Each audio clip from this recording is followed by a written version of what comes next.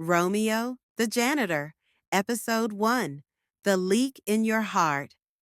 Romeo sat on the edge of his spotless janitorial cart, adjusting his tie in the reflection of the chrome dispenser. The building he worked in, a high-end tech firm, was filled with people who barely noticed him, but he noticed everything.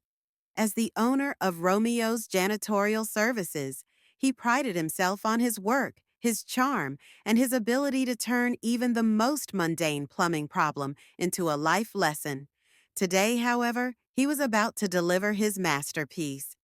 The commotion started on the 14th floor. A water line had burst in the ladies' restroom, causing a minor flood.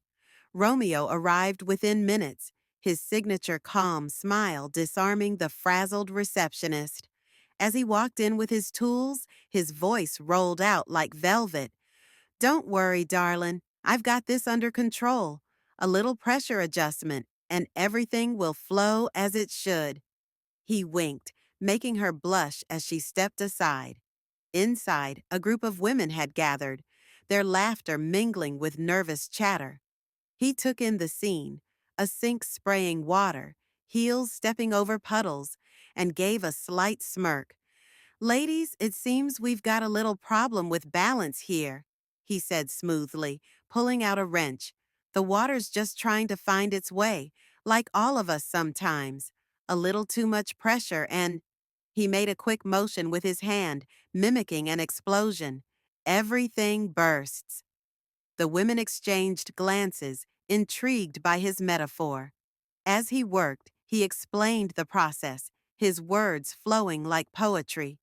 "You see, plumbing is like life. The pipes are your choices, the water your emotions. Sometimes things get clogged because we hold on to too much.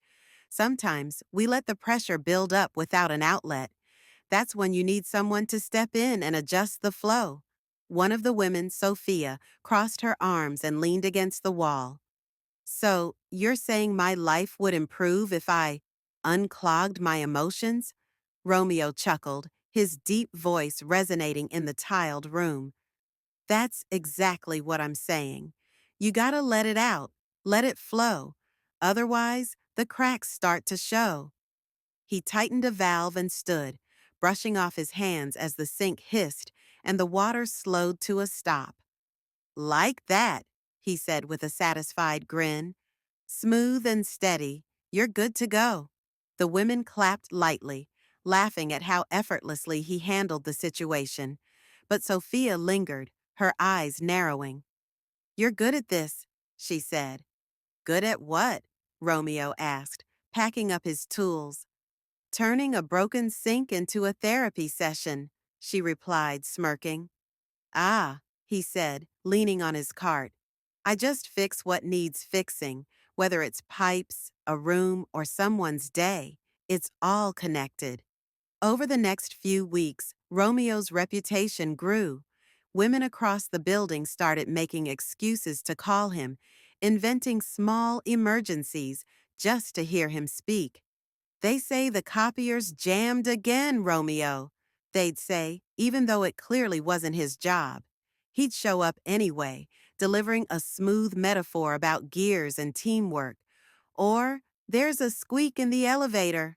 "That squeak, darling, is just a reminder that even the strongest systems need a little grease to keep moving," he'd say, leaving them smiling and blushing. What made Romeo so irresistible wasn't just his words, it was his balance. Despite the attention and flirtation, he kept things professional. He never let the admiration go to his head and always left the women feeling empowered, not dependent. "Romeo?" Sophia asked one day as he fixed a thermostat. "Don't you ever get tired of being everyone's go-to guy?" He smiled, tightening the dial. "Nah, balance is key. I help where I'm needed, but I never carry more than I can handle. That's the trick to staying steady, no matter how many people need you." She stared at him for a moment, her heart racing. By the end of the episode, Romeo walked out of the building as cool and composed as ever, leaving behind a trail of admirers.